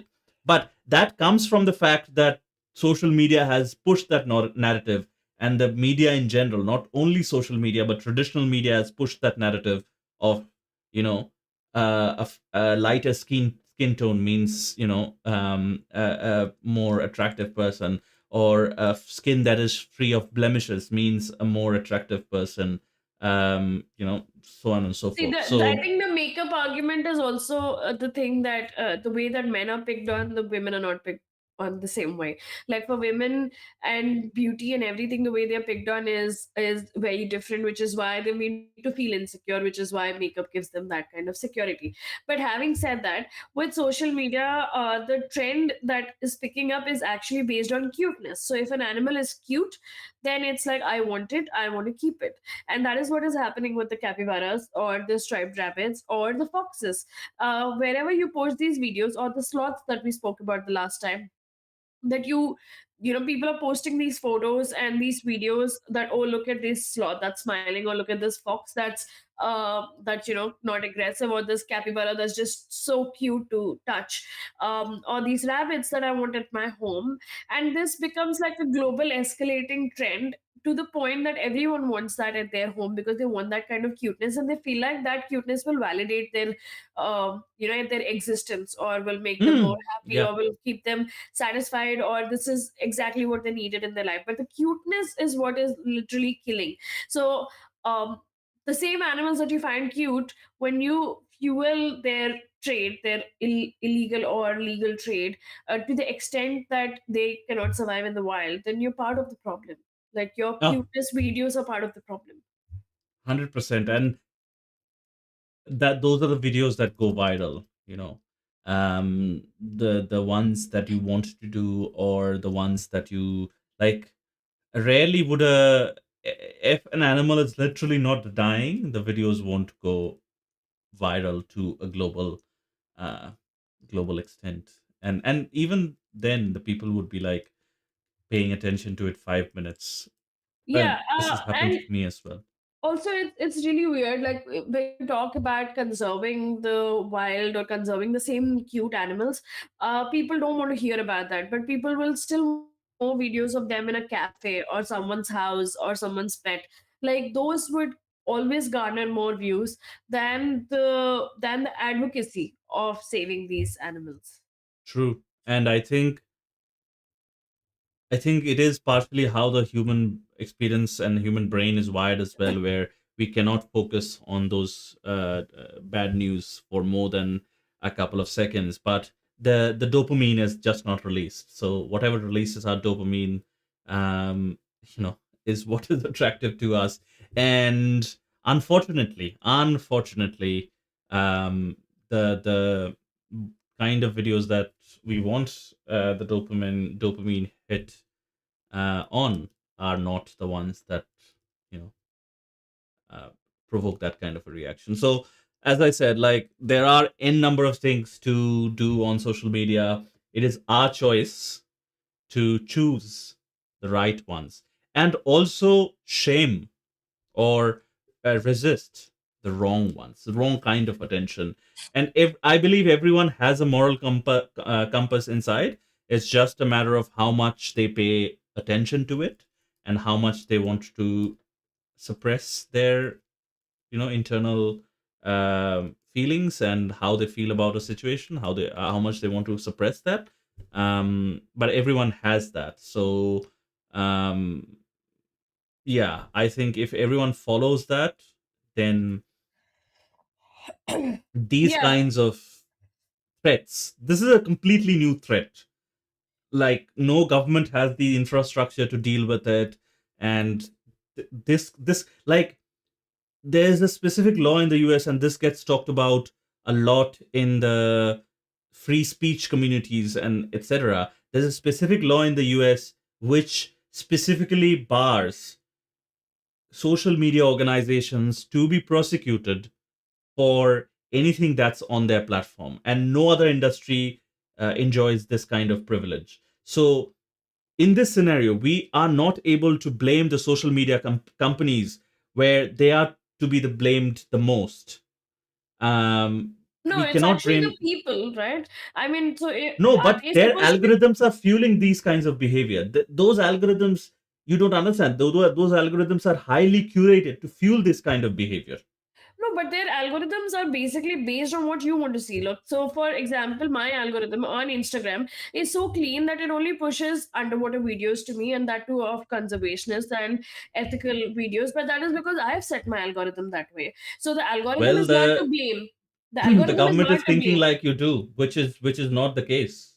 Social media spends hundreds and thousands of dollars to employ moderators who is moderating the content there. But nothing, they can't blame. And this has been a proven thing. There has been a lot of research that has been carried on and is carrying on, how social media algorithms push a narrative. But tell me um this. So it's basically when these companies are pushing, or let's say even like when someone pushes an ad, like, let's say, buy this thing, this is amazing for your whatever, your hair or this or whatever. So they are only pushing a product, but you are the consumer and you're the one who gets swayed very easily. So if the consumer has that kind So of you are control saying also. they have nothing to blame. No, Well, no, definitely. They have their own part to blame, but you have your own part to blame. You cannot say that the consumer has zero blame. They also have to take some kind of responsibility, right? Like, if I you don't can think it be, is in control of the consumers. of course it is. And what you want to see is definitely in your control. You can choose to see what you want to see, for sure. It's not that easy. It is not that easy. You click on one thing that is not something, and it goes deeper. I can't explain it as the expert would, but the social media companies are 80% to blame for this epidemic.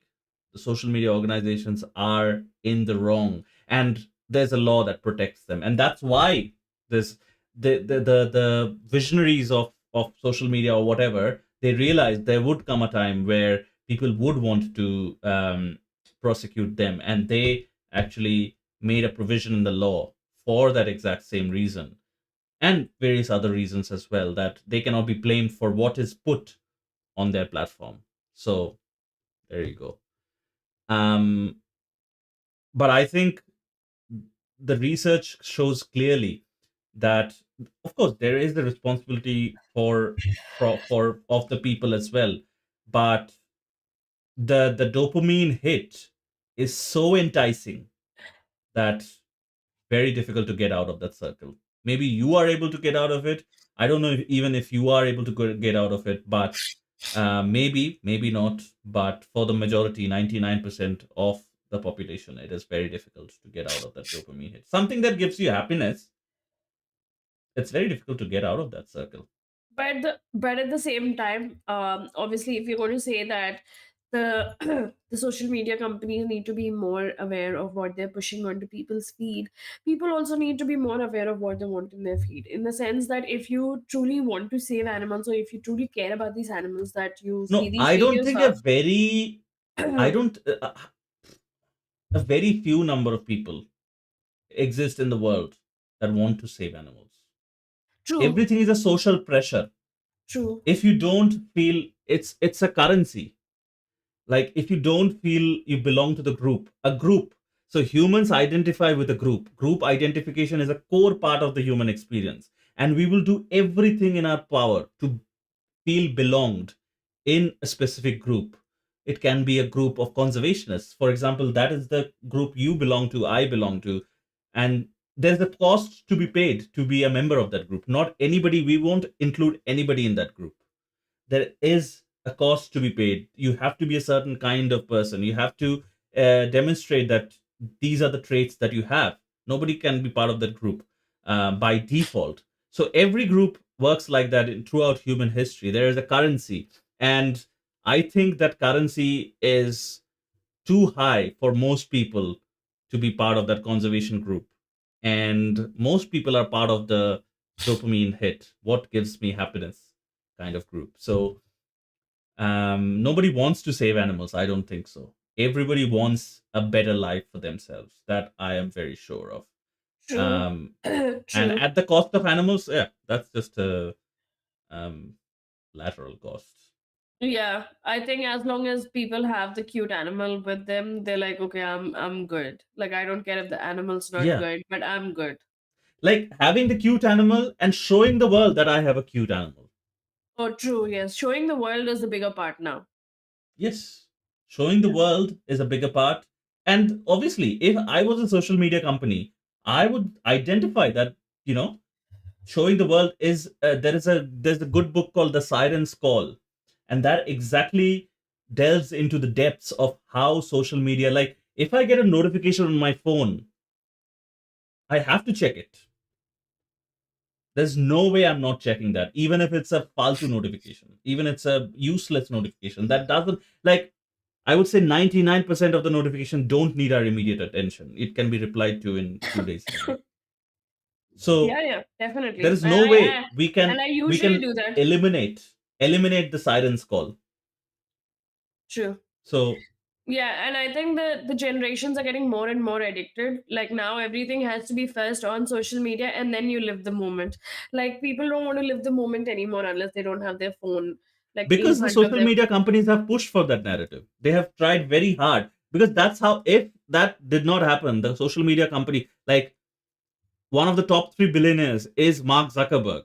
He wouldn't become a billionaire, amass a wealth of 200 something billion, if he actively and very maliciously did not push for that narrative. So, yeah, Okay. So, just be more responsible, guys, about what you see on social media and what you interact with because they're watching. everyone is watching. Yeah, be responsible. Turn off your notifications. You don't have to get notified the instant that something is seen on social media. Curate your feed like Meghna does. Try to ask the question of, how is this affecting others around us, and not just giving me the dopamine hit. And even if you're getting the dopamine hit, don't try to replicate that dopamine hit by visiting that place and, Yeah, getting a photo with that. or just do some research. Like, is this place ethical? Like, there are a lot of topics online on every place. If that is an ethical interaction or not an ethical interaction, and based on that, you can take that call. And if you support the ethical interactions, you're actually going to help. Not you're going to help save those species and also not fuel the fire of these illegal unethical practices. True. True. I think that's all we can hope for. And whoever's listening to the podcast and watching our show live, again, make those. That is an easy enough change to make. And yeah, I understand. There's a lot of, happiness, as I keep saying, tied to all of these things. But, you know, seeing it on social media, visiting a zoo, if that's not enough, then yeah, No, it's even zoos are controversial, but that's for another day. Let's jump to the next topic. cool. Okay, so there is a story about how wild turkeys are off the menu in Maine after forever chemicals are found in these birds.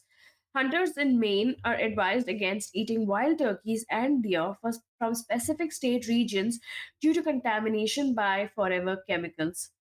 These per and polyfluoroalkyl substances linked to an increased cancer risk were found at high levels in wildlife from southwest Maine and areas north of Augusta.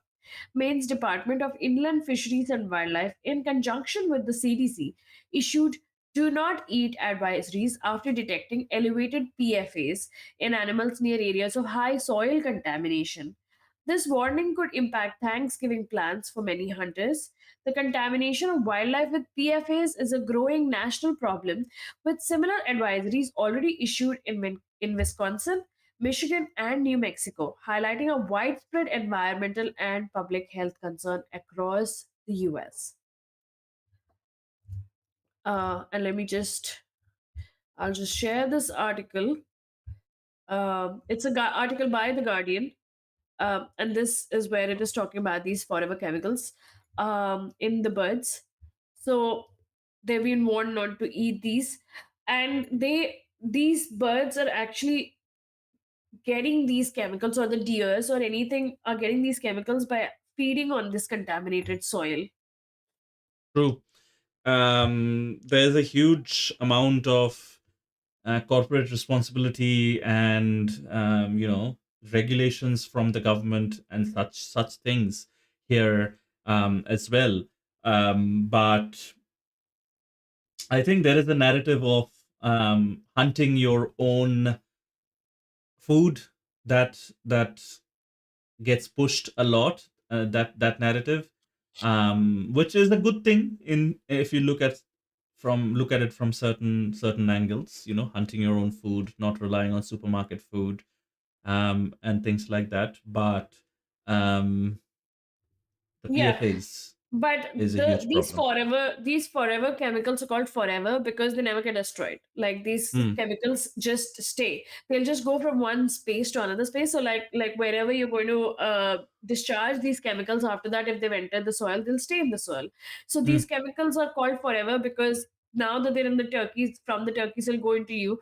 Now from you, if you get like buried, then it'll go back into the soil. So these forever chemicals have a cycle, but they never die, which is why they're called forever, Hmm. and which is why they're also very destructive because they never die. And these chemicals have been linked to cancer, birth defects, decreased immunity, high cholesterol, kidney disease, and a range of other serious health problems.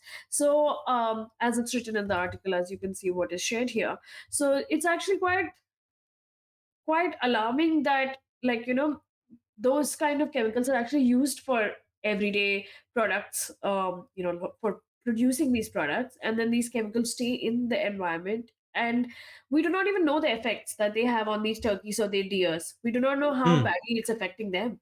We just noticing advisories or issuing advisories saying that you don't hunt them, you don't kill them, you don't eat them, but we do not know how it is affecting the everyday life of these animals. That is also true. That is also true. I think, but the default is not to care about for most people, um, because yeah, for most people the default is I don't care about what happens, or that wouldn't occur. That wouldn't occur for most people. That thought wouldn't occur as the first thought that they get, and they'd be more concerned about, wow, can't we eat turkeys this Thanksgiving? Or, things like that.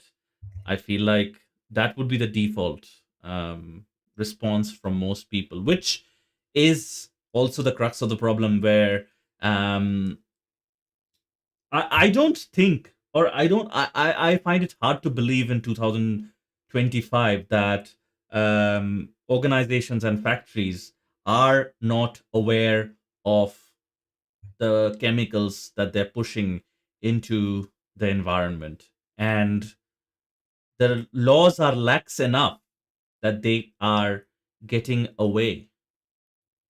Yeah, and the thing is, it's not just the turkeys or the like in this particular story, we are covering the turkeys because Mm, the hunters have been told, but there are these levels, like there are unprecedented levels of forever chemicals even found in dolphins and whales, because a lot of the discharge of these forever chemicals goes into the oceans, and we never account for what effect it has in the ocean because that's where most of the discharge goes in, and these forever chemicals don't break down, so they stay in the system. So the marine wildlife is also as badly affected. And if it's found in dolphins and whales, it's obviously found in the other fish as well. So it's a complete cycle. Like, if you're dumping anything into the ocean or into the land, and then you're going to feed on that animal or on those plants, you're basically just putting yourself on the graveyard. You're putting yourself on the chopping block. true, true. There's no way, and that's the thing with microplastics and things like that as well, right? There is just no way that you feed on something and that does not affect you. There's just no way that you can be far enough from the impacts of those things. And this time they have introduced an advisory, but I feel like there will soon come a time where those kinds of advisories have to be issued from anything we eat, because everything will be full of microplastics and other kinds of Forever chemicals if we chemicals. don't check, on what are the factory runoffs, and if we don't manage them properly. True. And the sad part is that there's actually some news from yesterday that says that the Trump administration is actually deregulating the forever chemicals. So, whatever regulations are in place, it's trying to make it even more lax so that these forever chemicals, the whatever production they're using. And as we know, I mean, Trump is a businessman, so he first looks at the interest of the businessmen and the businesses instead of the environment. So Mm. even though we have these warnings in so many places across the US that forever chemicals are in these animals or in these water bodies or in the soil or in the ocean, it's sad to see that the people who are supposed to protect you against them, they're actually deregulating it. Yeah, and I feel like that's the argument that I was making in the first story, that people have chosen that government, and the good, the bad, and the ugly, they have to kind of deal with the consequences. We have to deal with the consequences, and the voice of people like us might have been too weak to affect. So the collective narrative is not being pushed, and I think the social media, again, I'm bringing in social media because the social media plays an important function in what narrative is being pushed out into the open.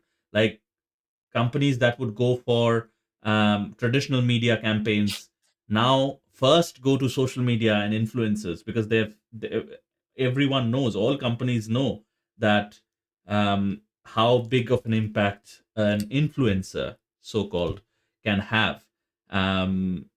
True. So that narrative is being pushed, that, if you want financial security, if you want more wealth, if you want this, if you want that, then go for go and for someone like and I Trump. think, see, the thing is, what happens is, when right now we're saying, okay, don't eat these turkeys or don't eat these deers, but we still do not know when it would start affecting us. The same way, like microplastics or sugar or anything which is like a slow poison, we take it very casually because we're like, okay, we are surviving. When someone says that, oh, we spoke about even mercury a few episodes back, how mercury um, is in the soil and everything.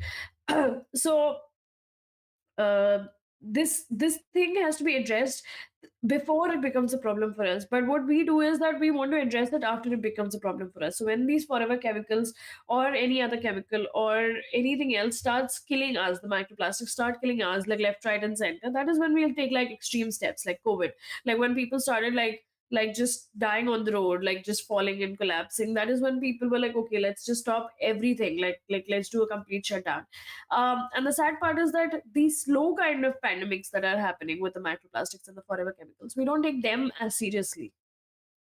Yes, and I think that threshold needs to change. Like, oh, like, when is that threshold of us caring enough about a certain kind of epidemic? Because people have been linked to deaths have been linked to microplastics. So how many number of people need to die simultaneously for us to be able to take that bit seriously? I don't know. Only when But everyone starts dying around you, like and some everyone. important people die. I think that's also very important. Some important, powerful, wealthy people die. They're like, their children will be like, No, but I think they will have the best mechanisms to kind of separate the forever chemicals from whatever you're drinking and eating, and then you would have like the best way to filter out yes, microplastics. that's what I'm saying. When They would that have reaches the access. powerful and wealthy, there will come a situation that all our purification, all our everything cannot reach. Even the wealthy are affected by it, the powerful and the wealthy. That's when. Or True. they, by mistake, drank a glass of water somewhere that poisoned them. They would first sue that place to hell, you know, for causing them discomfort or whatever.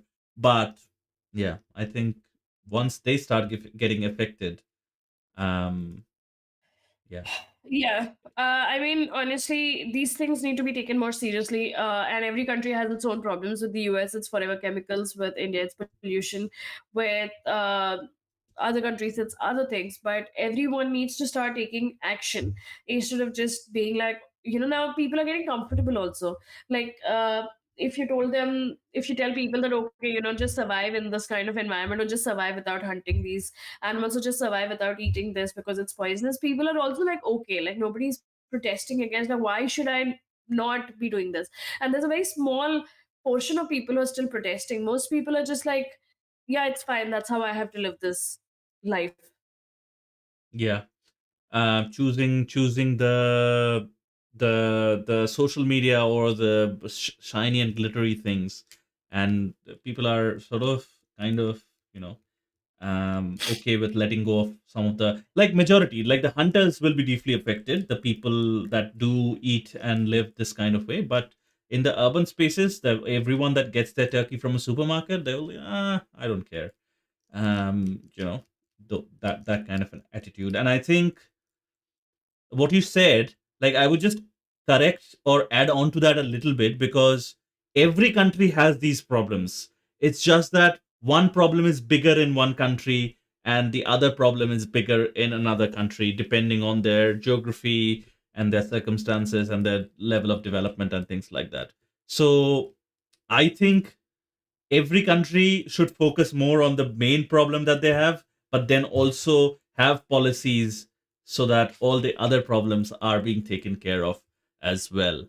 Um, yeah, Yeah, that's that's that's what it is.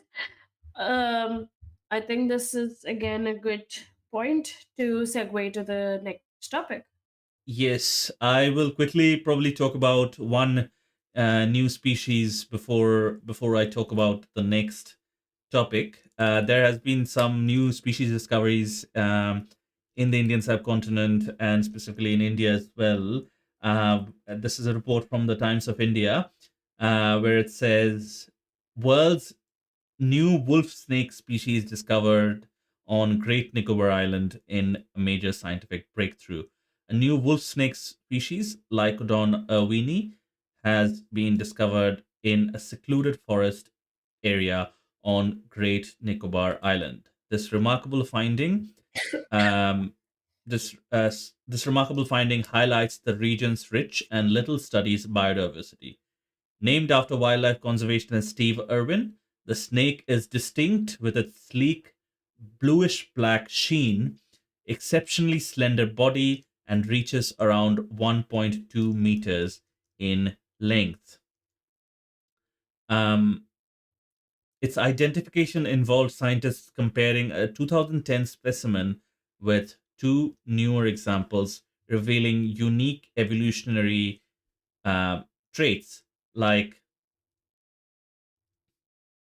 scale and evolutionary traits, um, like appearance, and limited records suggest its uncommon nature. This discovery reinforces the belief that Nicobar Island hold many more undiscovered species, emphasizing the urgent need for deeper research and stronger conservation to protect its unique and fragile wildlife for future generations.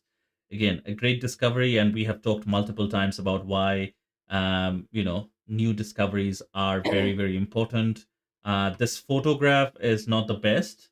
Uh, I don't even know if this photograph is of the snake that was discovered, but it can be for illustrative purposes only. But um, yeah, this was discovered in the Great Nicobar Island. Again, we have talked about how um, finding new species are important.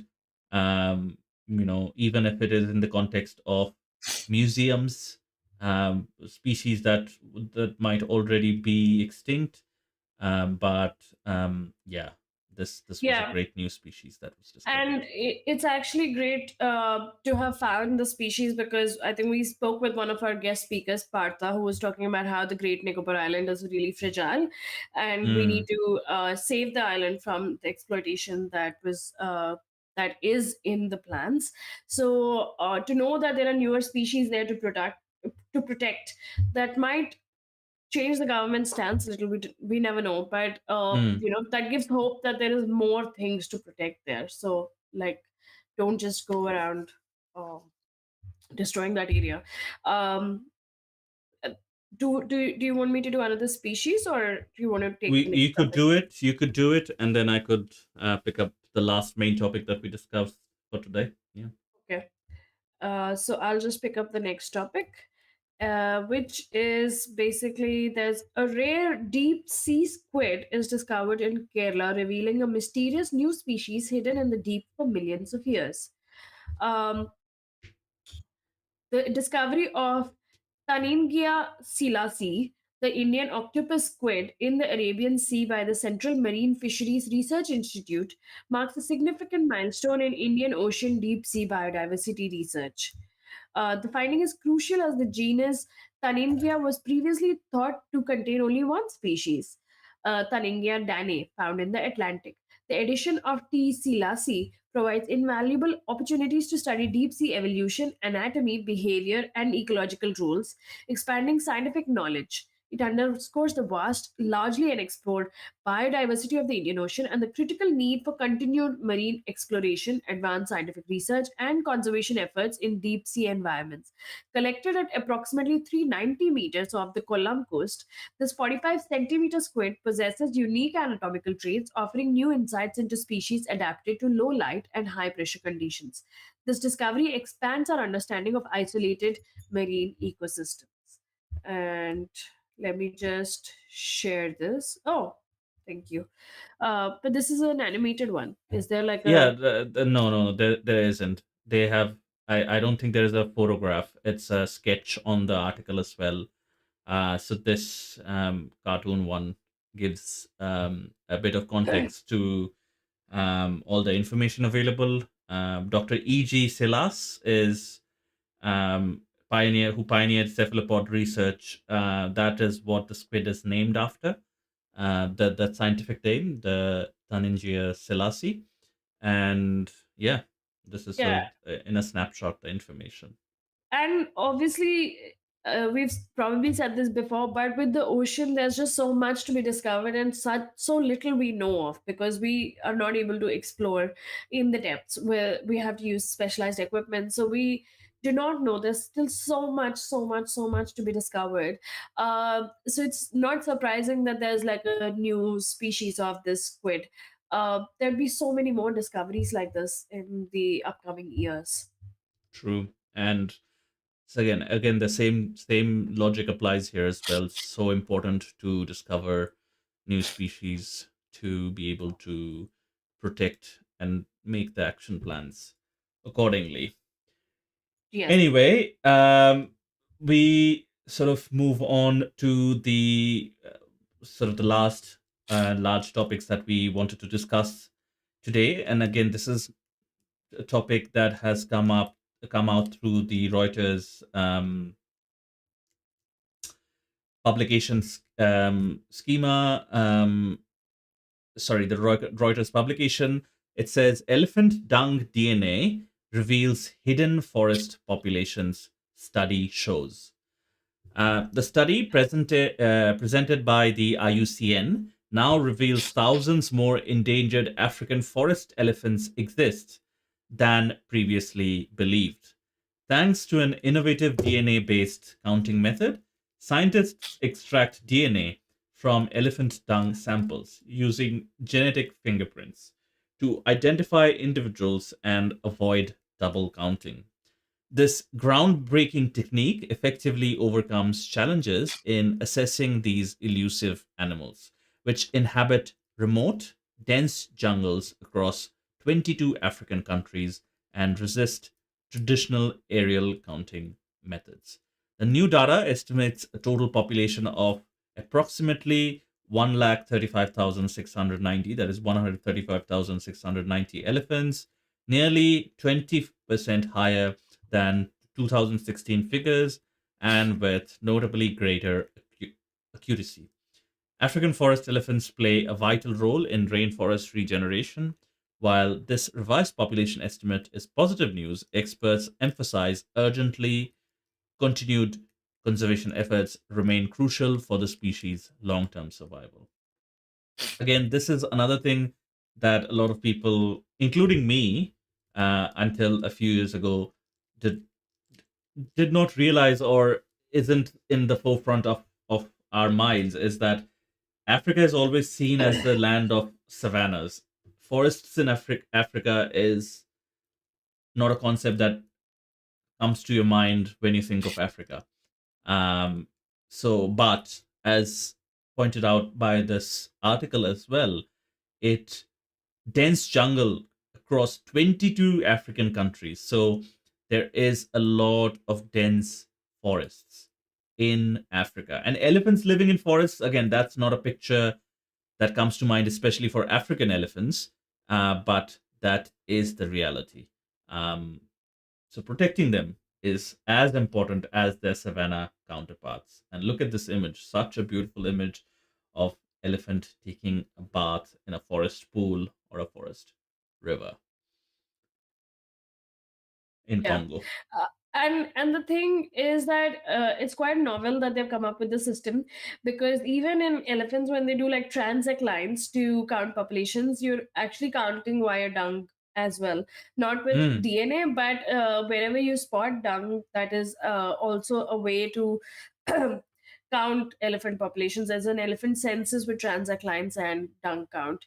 um, mm, and I remember my friends used to make a lot of fun of me because, when I would go for those elephant dances, we used to always count the dung, not the elephants, because they're barely visible.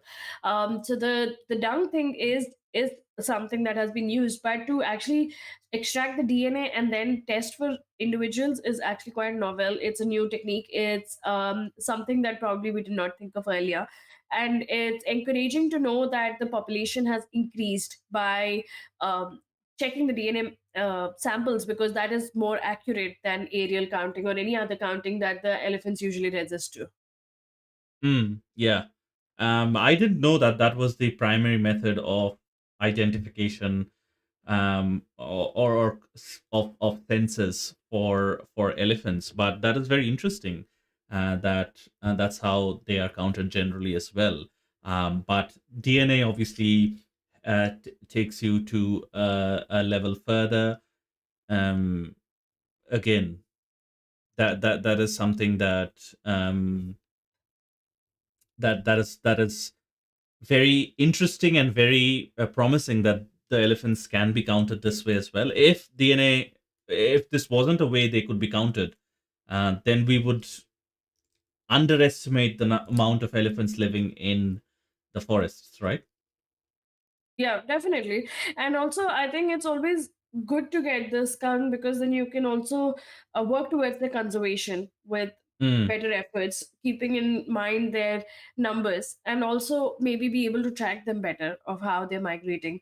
Animals love to stay deeper inside the jungles than actually be outer in the savannas or the urban landscapes. You can see them. In these jungles, also at the peripheries of the jungles and in the savanna landscape, but they like to be inside the thick jungle more than they like to be outside. mm, mm. Yeah, and that is a picture that not a lot of people have in their mind. All the not only elephants, all the African wildlife, and most of the African wildlife does live in a savanna, because that is the habitat and landscape for most of the African yeah, countries. But yeah, I think a non-majority of countries and a non-majority of the place is also forest, dense forest. So protecting that varied ecosystem is very, very important, which they have made the first step for, I think. Yes. And just like any other animal, elephants are really important to the forest. They regenerate the entire rainforest. They are extremely important for the balance of the ecosystem. And Yeah. so Seed dispersers. yes, so everything, like which is why we need to protect these elephants. They can be a little scary at times, but they're usually like docile and they keep to themselves, and they are a herd animal. The mums and the babies always stay together, while the Mm, male elephants, after a certain age, when they go on to heat, they become rampage elephants, or they're a little more, what would you say, a little more crazy. So they kind of shunned out from the group, and then the male elephants are separate, and they come back to the mm, group only a few times. So yeah, that is how yeah. elephants work. But it's great that there are better systems coming out to know the population, so we know exactly how many elephants are there, if the conservation efforts are actually working in their favor or if they're not, and things can be amended in the same way. So, like, good team, a good job, Good, scientists, like, good job. good effort. Cool. Did you want to talk about the sharks bit before we finish up? The sharks bit? The Which the sharks? lookalike sharks that you wanted. I think we wanted to talk about. Um, the Look alike. protected 45 more shark species up for CITES Oh, the protection. sides. Yeah, yeah, yeah. Yeah, yeah, Let's yeah. let's just cover that once. One Yeah, minute. that is a good Uh, good story, good conservation story as well. yeah. So We can end the with that sides. probably. Yeah, the CITES actually has this COP20 going on. Hmm. 45 more shark species up for CITES protection. Tight vote expected. The CITES summit in Uzbekistan is set to vote on listing 29 hound shark and 16 gulper shark species on Appendix 2, a move expected to be closely contested. This regulation would mandate permit systems to ensure legal and sustainable international trade, encompassing most shark trade. Critics argue against restricting lookalike species while proponents highlight the necessity due to custom officials' limited knowledge. Hound sharks, including three endangered species and 26 lookalikes, are widely consumed for meat in Europe and Australia, often unlabeled, and their fins are increasingly seen in the Hong Kong trade. Gulper sharks are hunted for their liver oil. Conservationists stress the importance of protecting these smaller shark species, or larger ones come under CITES control, aiming to curb unsustainable exploitation of a family of about 40 small to medium sized sharks. Um, we've also spoken about gulper sharks and how the Maldives was opening up their waters again to gulper shark fisheries just for the liver oil, and Hmm. we knew how the gulper shark populations had decimated to unprecedented low levels, uh, till they again protected these gulper shark areas. So we this kind of blanket ban would actually help.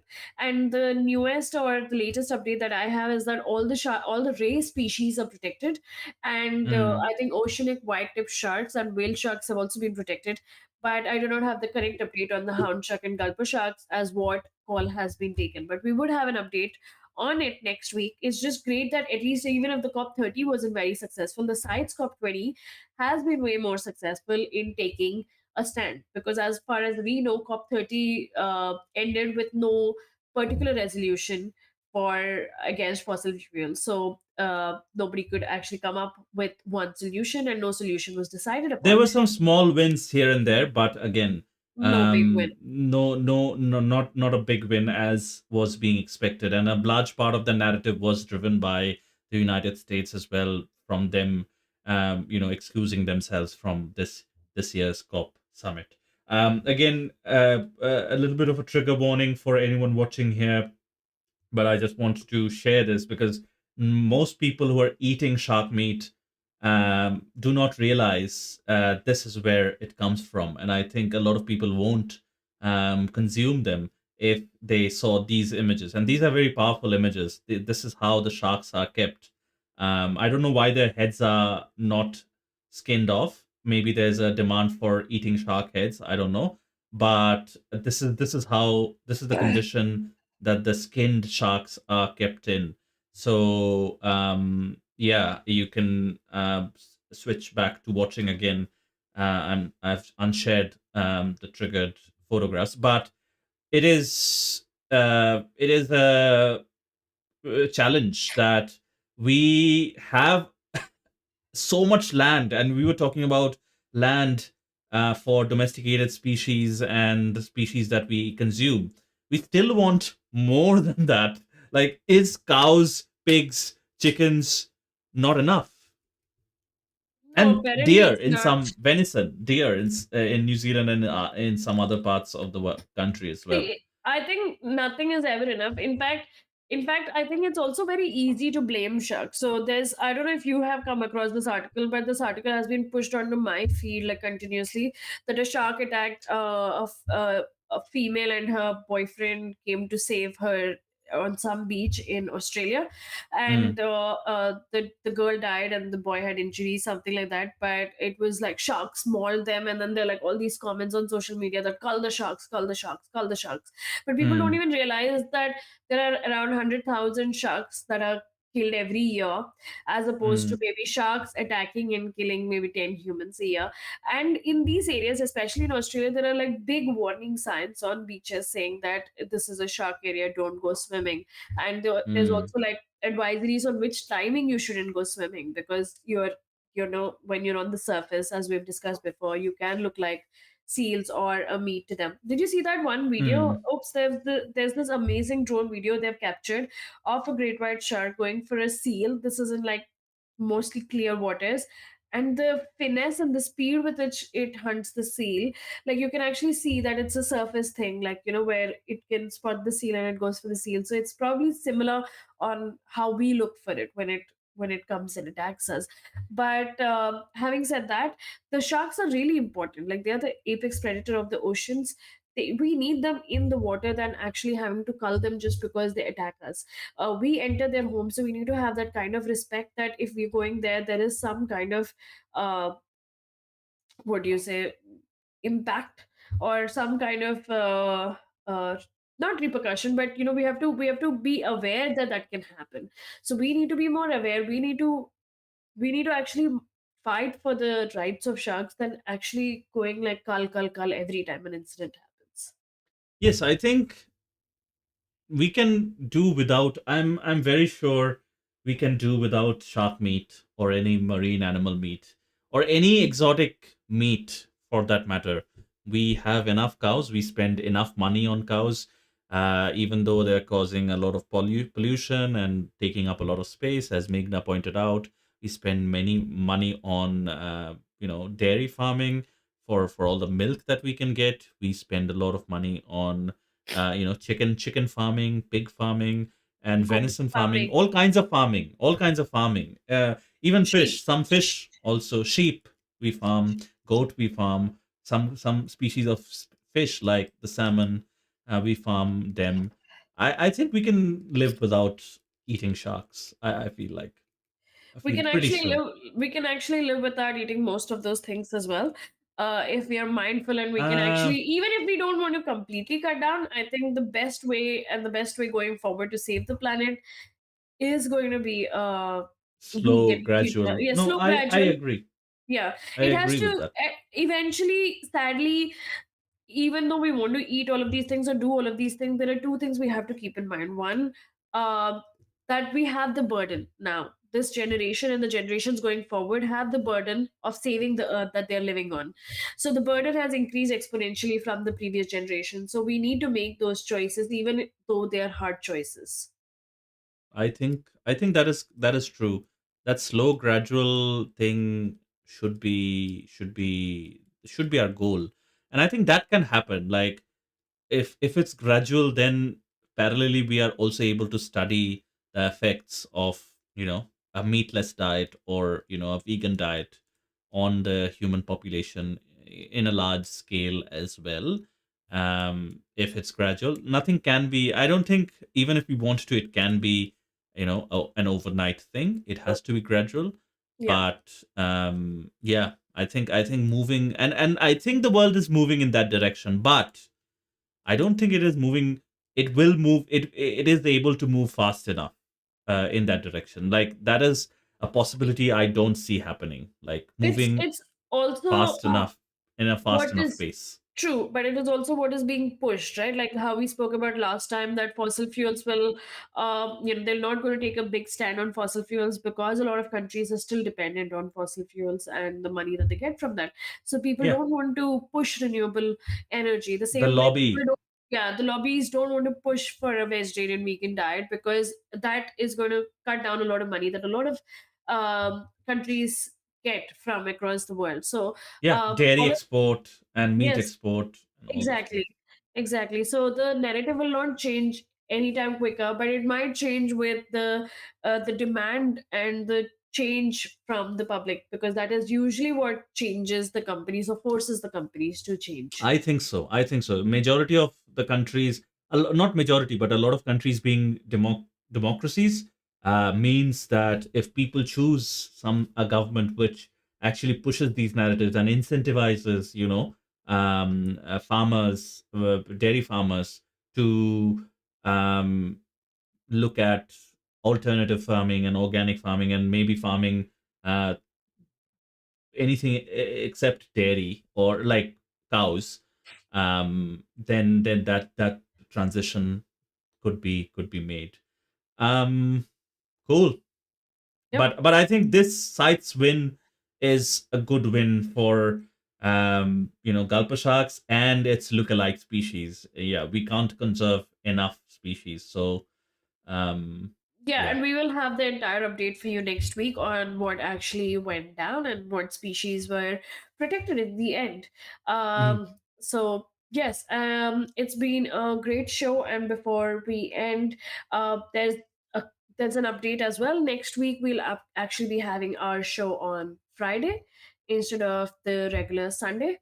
Mm. But apart from that, um, what kind of social media feed runs on your apps, and what do you do to regulate it? Do you also indulge in all the cute experiences and feel like you want to have one of those animals at home, or do you also believe that these animals are best left in the wild, and any experience that puts you with wild animals is not as ethical as you think it is?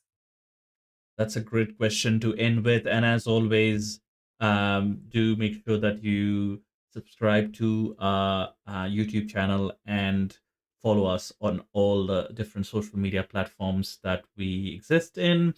If you are, watching this show live, feel free to leave a comment. If you're watching a recorded version of the show, do leave a comment and give this video a like. Again, it helps pushes. This narrative is not being pushed by the algorithms. So you are the ones that can change that and make sure that this narrative, and even if it's just for the sake of having an alternative narrative, even if you don't believe in this and just want it for an alternative argument, for an alternative narrative that exists, just to be aware of it, that helps to just push us out to a lot more people. Share it with your friends and family. And obviously, if you're listening to the audio version on your favorite podcasting app, do make sure that you leave a rating and recommend it to your friends and family as well. But other than that, that's it for today. See you next Friday. Same time, same channel. Have a good one, guys. Bye bye.